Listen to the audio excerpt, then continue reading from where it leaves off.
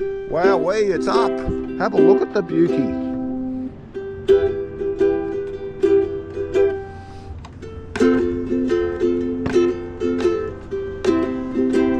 What a beautiful sail. It's just hardly any wind, but that's how I like it. And I don't know whether I've jagged it or it's a few things are wrong, but it seems to be controlled all right. Hello viewers, my name is Jens Peck and this is my YouTube channel Full Spinnaker Ahead. It's all about living aboard and sailing, adventures with Toucan 2, my 46 foot aluminium sailing catamaran.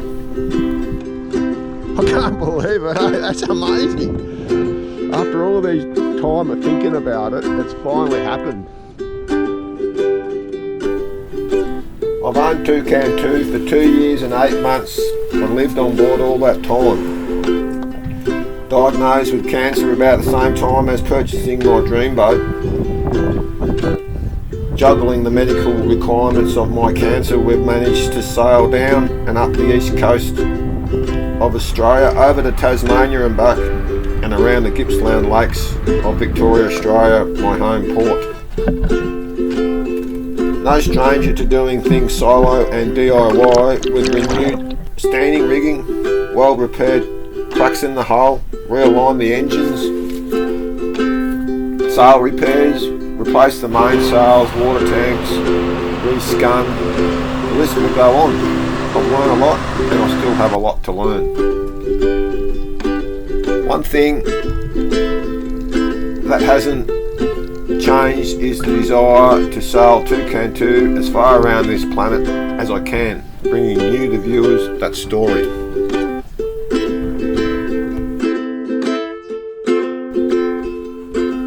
I'm making this title page up in Airlie Beach after a 5-week bout of the shingles.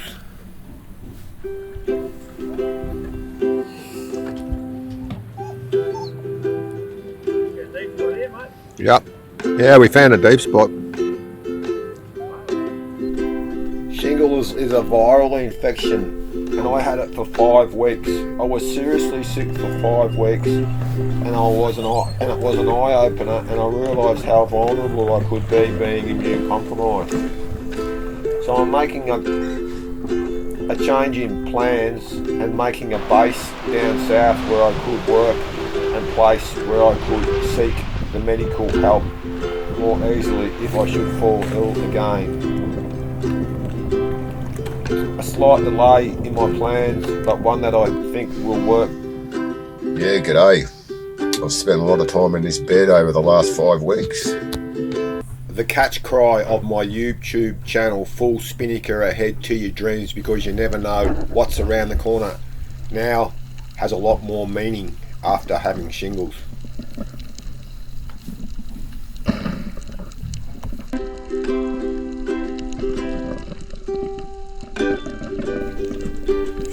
It's the rewards of boating life that make it all worthwhile.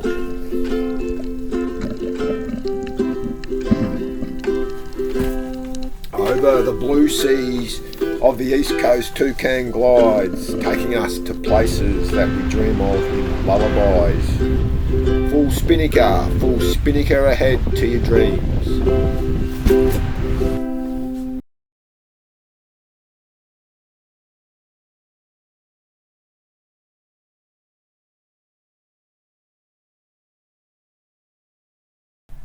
Hello viewers, welcome to episode 27 of Full Spinnaker Ahead. Last episode we were in front of Camden Haven and wondering whether we should cross the bar, and decided not to.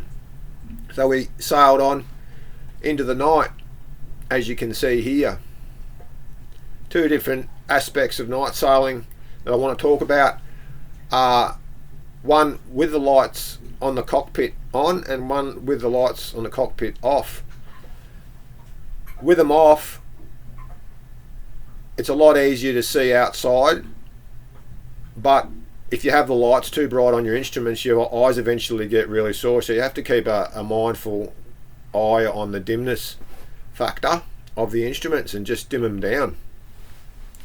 When you've got the lights on in the cockpit, it's just like daytime, but you can't see outside.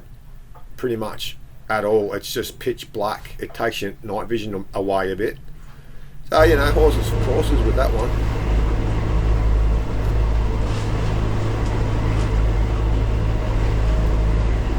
We sailed through the night, and in the morning we were greeted with smoky Cape. As you can see, there was a little bit of fog around the base of that mountain, and I was wondering whether that's why they called it Smoky Cape.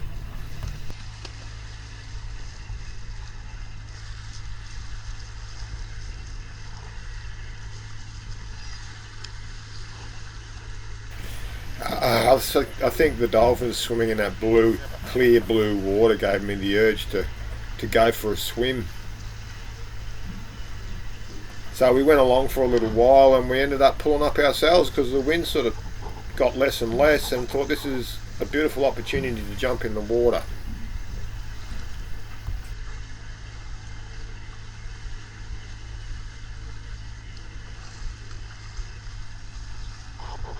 And you know, when you're swimming in bottomless pit of water where you can't see any of the ground, and you know that it's very deep, it's got a bit of an eerie feeling to it.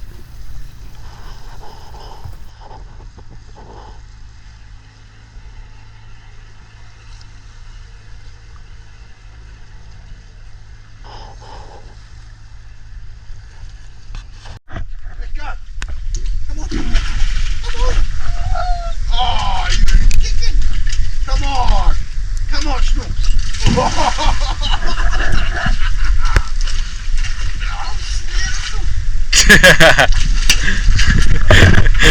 She get out real quick, isn't she? Come on now, let's go. The wind died, and we just pulled the sails down, turned the engines off, and had a swim. Come on. It was awesome. Yes, come on. Couldn't resist. Let's go. Come on, Snooker.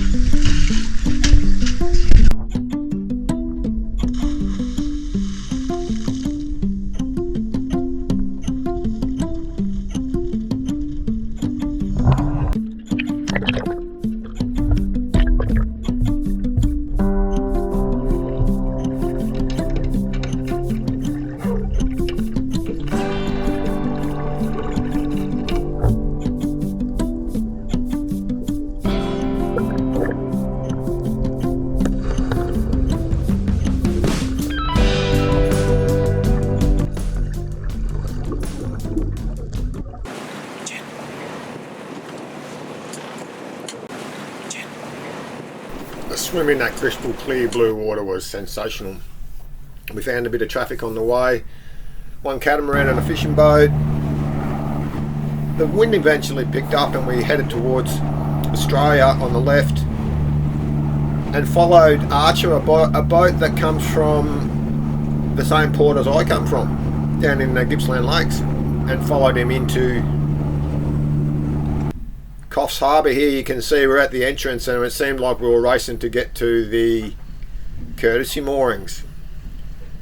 He won out, and then we went and tried to anchor over on there. What you see is number 1, and then we finally ended up on number 2, which is really important because we got smashed by a storm in Coffs Harbour. The wind was coming from everywhere. You could hardly see anything on the outside. Hail was coming down. We were looking continually out the windows to see if anything was coming adrift and coming towards us. There was a boat that got kicked off one of the courtesy moorings for maintenance reasons, and he was out there just motoring around. He wasn't even anchored. I don't know how he fared, but it was eventful. We were just waiting for a boat to drift into us. The next day we found out that one boat did drag, and that was it. That was all. So, pretty lucky.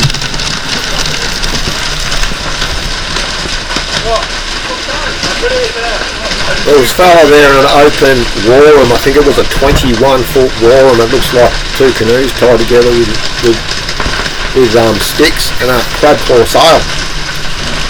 And also another boat called Thinner Steel. We got to know both of these people when we ended up in Yamba and Aluka. So we headed out all the next day, and there was a lot of people trying to get to Yamba, and we all went out, and I was the slowest of the bunch. So what I realised, the reason I was the slowest out of the bunch, because the others were all augmenting their sail power with their engine, and so they could get to Yamba at the right time. And I hadn't really thought about that before. I had motor sails before, but not with a downwind aspect. So that was a new one. That was good to learn.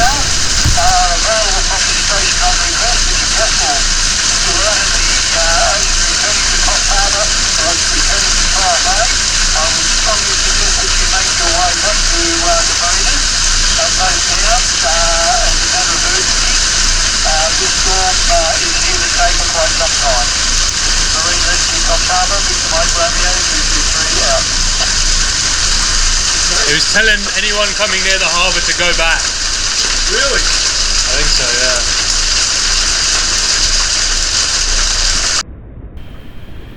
Next morning after the storm, it was full steam ahead to Yamba to make the incoming tide.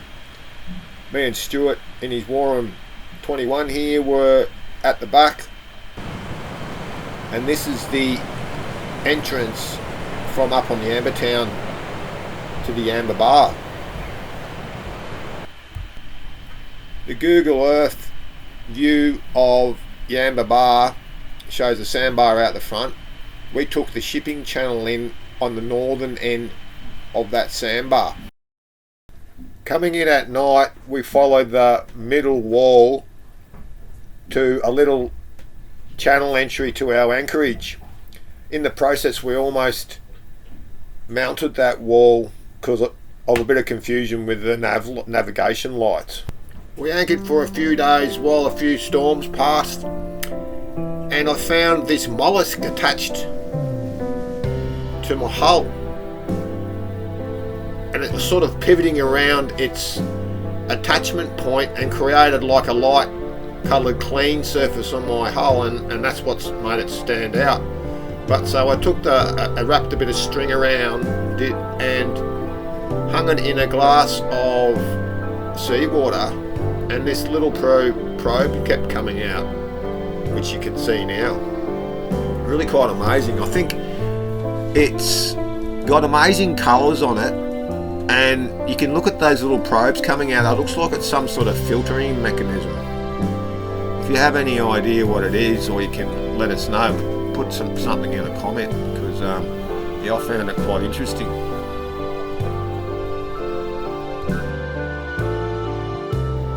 So since finding this mollusc, I found a piece of bamboo up in Lindeman Island that had a lot of these same looking shells that were dried on it. So they're possibly quite a common shell.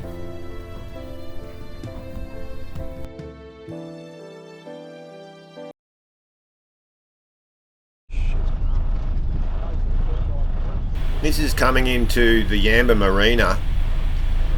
To use their facilities, you have to take on some fuel or something like that. So we decided to put some fuel in the boat and hopefully get a bit of a mooring place for when we went and did some shopping.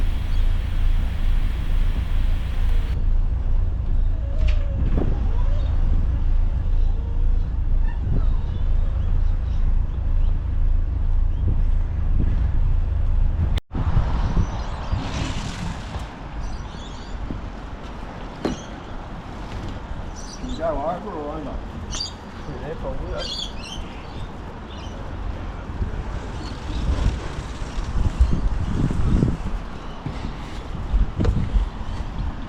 That's definitely diesel. It's definitely diesel. Alright. Just checking. No, that's totally fine. Glad you are.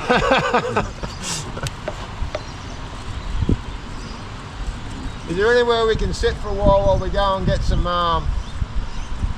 do a few other things? How long are you going to be? Couple of hours. How long are you going to be? Oh, I was just going into town to...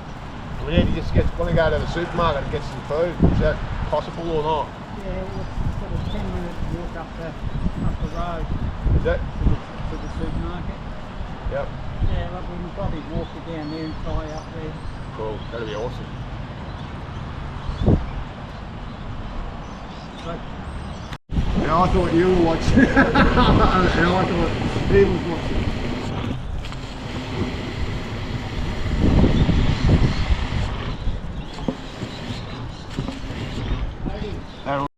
Just for that. I don't really like these caps because the fresh water gets in there. Like when you have a big storm like we did last night, I pulled that off and it's just all wet in there. And I don't know whether it must be the rain. It's like I'd almost want to put another cap on it just to shroud it. Because you get that, well, it's got an O-ring on it, so theoretically it shouldn't go in there. But then a fuel tank normally sucks too. So we moved the boat down on the pontoon, and away we went to go shopping. No one wanted to get a taxi, so we walked the half hour to the bigger supermarket, took the trolley with us, bought the food, $3.75 smackaroonies of food, and walked back and got hit by a storm or rain that lasted a long time, and the food was getting wet, so we stopped at a cafe slash petrol station to get some bags, and we put it over the top of the food. Got back to the boat and put all the food back on, and the crew left. Felix said he was tired and he wanted to. He picked his bag up and went, and Sean was a bit over it, and said he was sick of the ridicule, and I don't know whether that's justified, but that's what he said. So that's all the facts, and I was left with no crew anymore. Thinking about it in hindsight, I thought it was a good experience, and I thought we did pretty well. As far as the ridicule thing goes, I tell people what I think's wrong for sure. Anyway, I think we're just a bit over it. I talked to quite a few people about crew, and there's always difficulties or potential difficulties in it. But I think overall, when you look at it, they're good people, and we got along pretty good, really. We had some good times and did some good things. So I think overall it was a bit of a success. The whole crew experience was definitely positive for me because it made me realise how much more enjoyable, or the different avenue of enjoyment you can get from having people on your boat. And look, especially when you look back in hindsight, I saw that it really stood out, and I'll definitely do it again. I've learned a lot from it. I think when you have tasks, as crew do, you have to be very specific, and you need self-motivating people are the best ones, so you don't have to chase them all the time. But not saying that these guys were like that, but that's definitely something I think you have to do. And I talked with Jacob from Finisterre about it. He's even got like a operating procedure that he gives to them when he first meets them for an interview type of thing. So yeah, I think it has to be done reasonably professionally anyway. That's what I'd be doing next time. So this is the end of this episode. Next episode we go over the Clarence River over the other side to Aluka and meet Jacob and Stuart Warham.